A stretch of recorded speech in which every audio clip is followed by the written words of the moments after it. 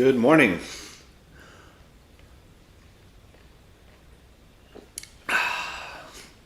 Coffee with 3 tablespoons of butter, 2 egg yolks, cinnamon powder, and some milk.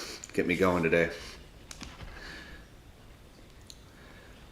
What I'm going to do on this part of my channel is when I practice in the morning, I'm just going to share that with you and share my thoughts as I go through my practice. I'm going to be vulnerable. I don't really care what people's comments are or anything like that. Of course, I appreciate any kind of objective opinion that will actually help me, of course. And then, this is Layla, my dog, sitting right here. She's kind of, she likes to cuddle this time of day, which is why I'm purposely sitting on the couch, matter of fact, because this is where I always practice. And yeah, so we're just going to get started. And like I said, when I'm sitting here on the couch, it's mostly going to be casual guitar practice stuff. And I'm just going to practice like I normally would, as if you're not even here. I might make a couple comments to you, but that's about it. So let me see here. And I'm savvy, but new at using OBS and everything, so bear with me one second. Because what I was able to do, was set this up so you can see my practice notebook while I practice, you know. I recommend everybody does that. Everybody keeps a journal, a checklist, etc. So let me pull up what I got. I've been doing it this way for a couple of years now, and this little checklist has evolved. Okay, so on the left side of your screen there, what you see is my checklist for today. What I do is I set a different key for every day. Today it happens to be on E. I have a set of chord progressions. I've been practicing for years now, everything revolving around chord progressions, no matter what it is that I'm working on, even if it's 3 note per string, for example. And so what I'll do is I'll take a key, the next key, and then the next chord progression. So imagine today is E and I'm on 1-6-2-5 in major. Tomorrow I'll be on F and whatever the next chord progression is, and I'll show you real quick what the next chord progression would be. These highlighted ones are the ones I'm working on. Down here in the minor section, I am working on all of them. But basically, I take a key of the day and I take a chord progression of the day. So today is 1-6-2-5. Tomorrow will be 1, 3 dominant, 6, 1 dominant, 4, 5.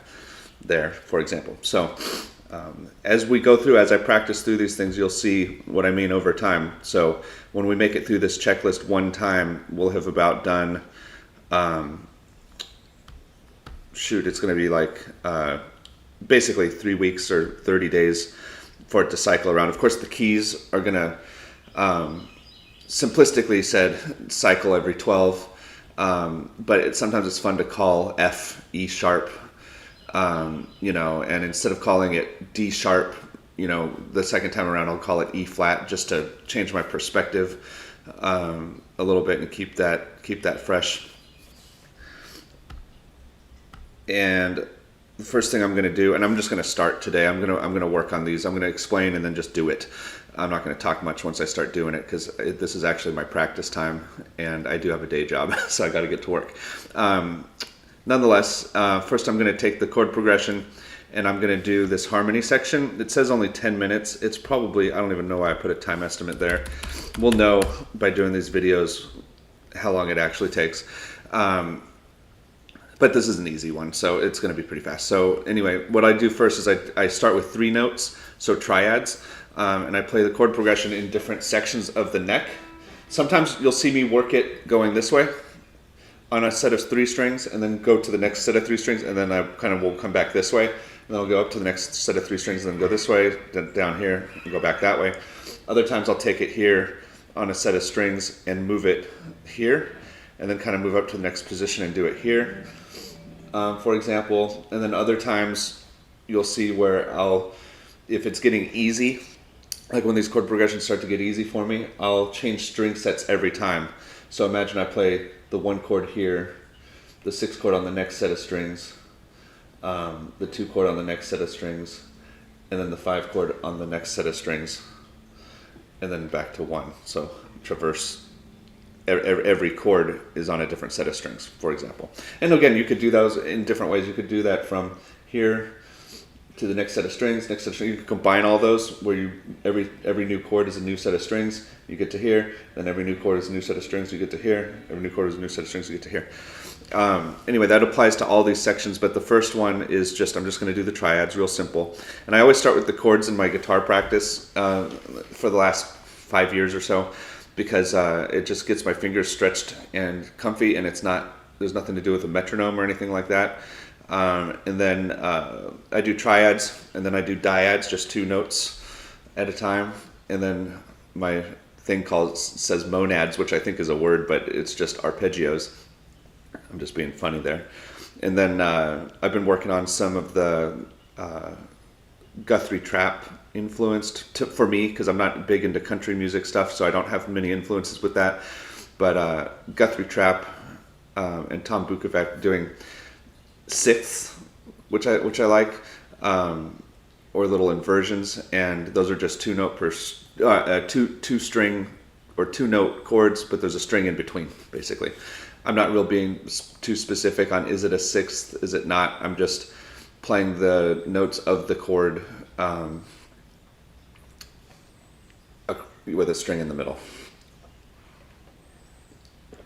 which just so happens on guitar to basically be sixth all the time. So I just keep it simple. So anyway, I think I'm tuned up. Let me see. Try to fix this a little bit. Not sure I love that. These chords will sound really bad if you're not tuned up, of course. But you know how a lot of guitar practice you can get away with being out of tune a little bit sometimes. Everyone can admit that. We'll talk more about this guitar later sometime, because I've been really impressed with it.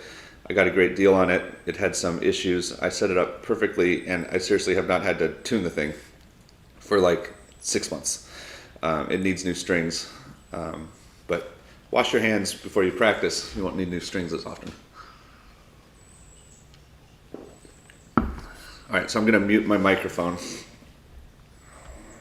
unless I need to say something, but otherwise we're just going to get to the triads, and you'll see me work off the checklist, and this is just what we're going to do.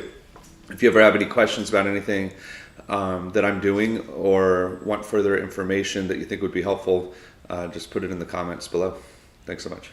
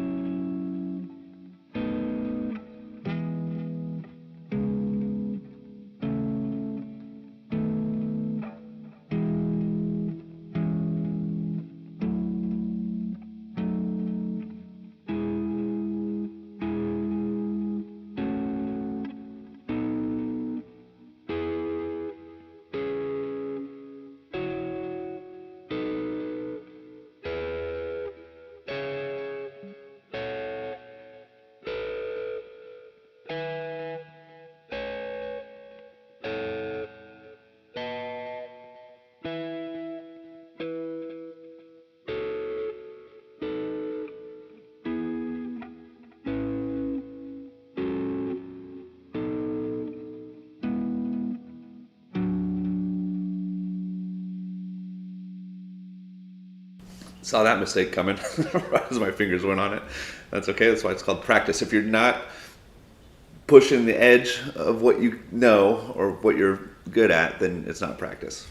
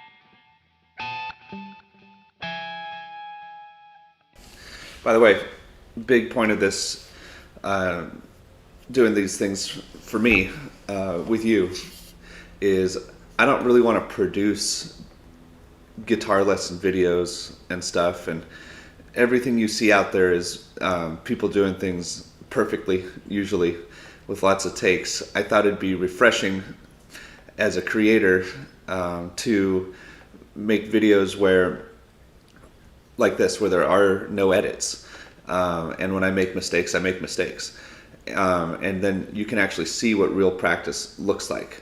I think we're going to get to it today, and so this checklist of guitar practice is a little bit long. I'm not going through all of this stuff right now. It's to be honest, I mostly am, actually, as I look at this, but you can see what I've got going on here. It's quite a bit of stuff. But these are, if you notice some names on here, like here's Ben Eller. I've got Scott Henderson, of course. John Cordy. I think that's that guy's name. Oh yeah, John Cordy. Another guy named Ollie, who you guys probably know online. John Cordy has some great stuff on legato. I've been working on that lately, and so what I'll do is you'll see when I work through this that like with John Cordy in this 3-note per string legato section. Well, my 3-note per string section has picked and legato. I was working on the picking stuff a lot last year, and I've been more on the legato stuff lately. So you won't really see me work through this section, probably not for a little while. But we're going to mostly focus on what you see right up here, this harmony stuff, like I just did with the triads, and then the 3-note per string. This worship chords thing is just in there as a reference because I kind of like how worship guitar guys play simple things in pretty ways. I've just been trying to learn some of their voicings because that's kind of just fun. Again, will we touch on that here? I don't know, but mainly what we're going to do today is just this harmony section with the triads, dyads, arpeggios, and string skipping, and the legato. My point being that what's kind of cool is I've been learning, as most people do, a lot with YouTube, even on the advanced guitar stuff, but you don't really see anybody like trying it out. Most of the trying it out happens at home. So I'm going to share with you myself trying out stuff that other bigger YouTube creators have made, so that you can see what it really looks like in practice. And I've been playing guitar now for 30 years, and I've taken it very seriously. I've on average at least practiced a couple hours a day over that whole period of time, with some periods of time with much more, and sometimes less, of course. But either way, I bet that's about true, a couple hours a day. And so, I'm diving into these things, and maybe it'd be helpful for you to see somebody actually practicing them. So let's get back to it. I've got to get through the dyads. So since I did the triads going up, and I was doing it this way as I went, I think.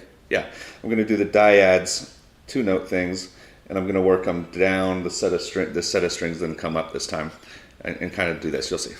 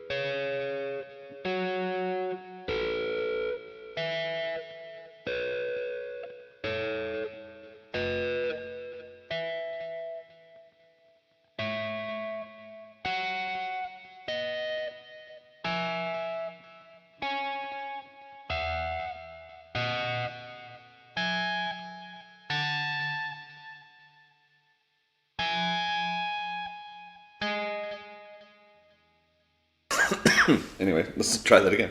One. Oh, sometimes you don't even have to move when doing these things. So I didn't have to go anywhere on that. So that's the funny part, is I didn't even have to move that. So.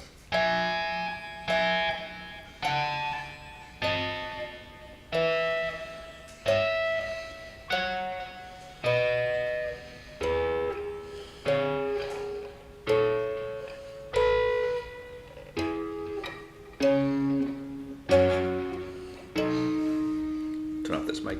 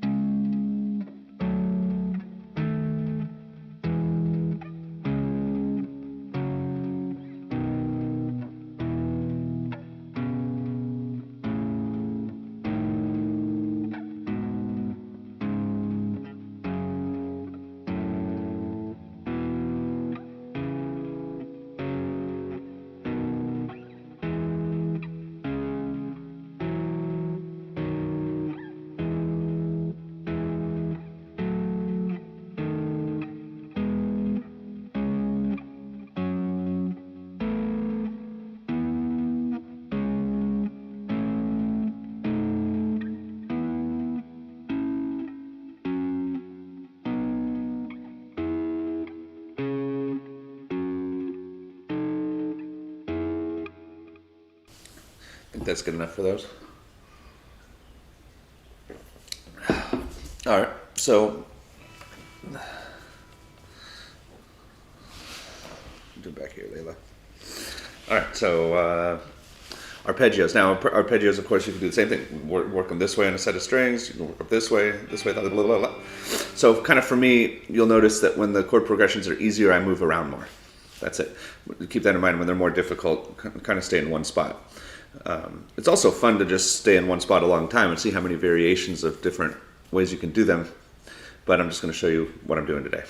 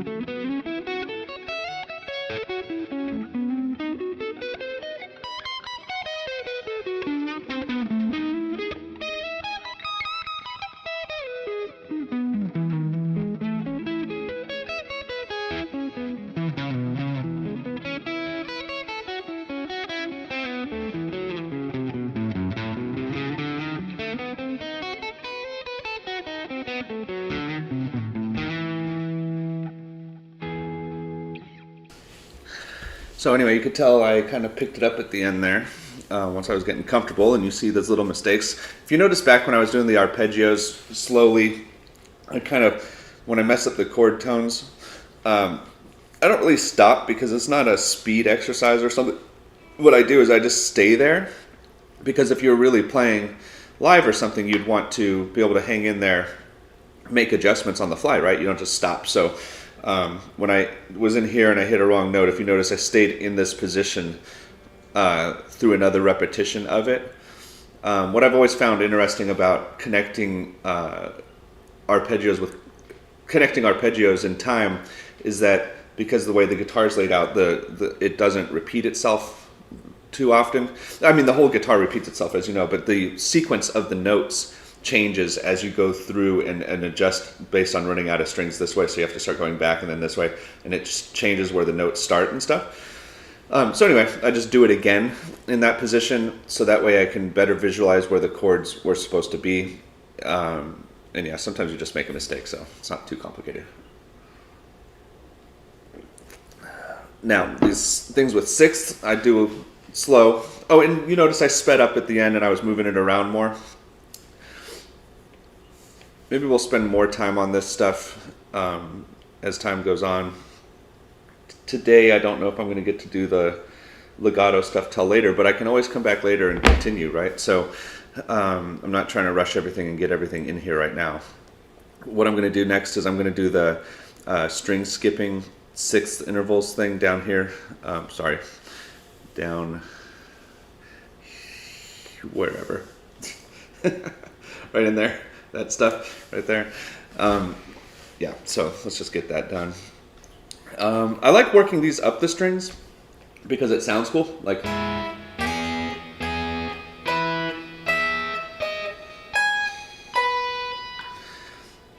because you get those.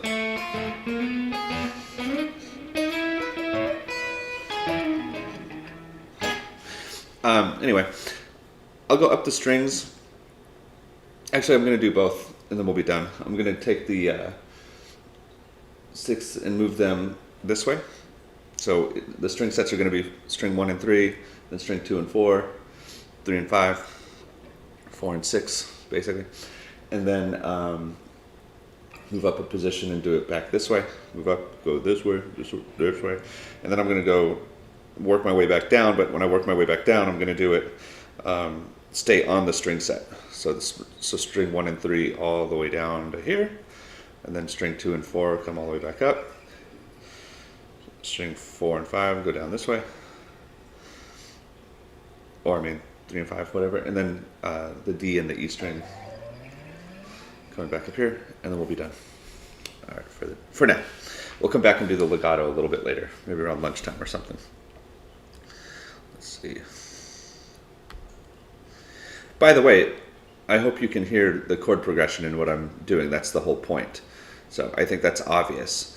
I'm literally starting this YouTube channel right where I am in the sequence of practice. But when you do simpler chord progressions like 1, 4, 5, it's super obvious. So we'll get back to the more simple ones. Not that this isn't a simple one, but you should be able to hear it in everything I do. You should be able to hear this.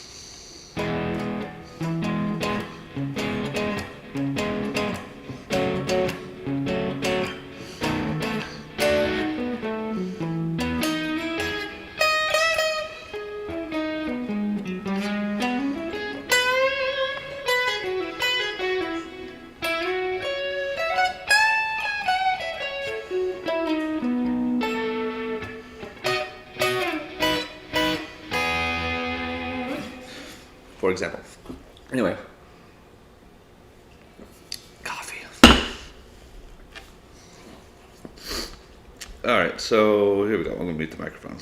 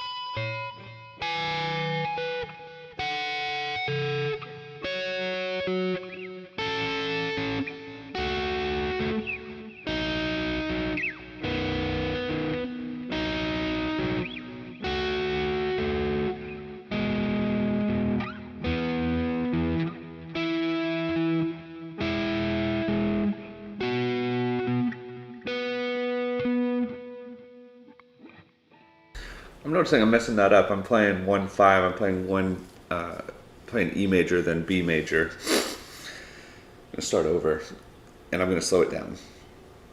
Okay.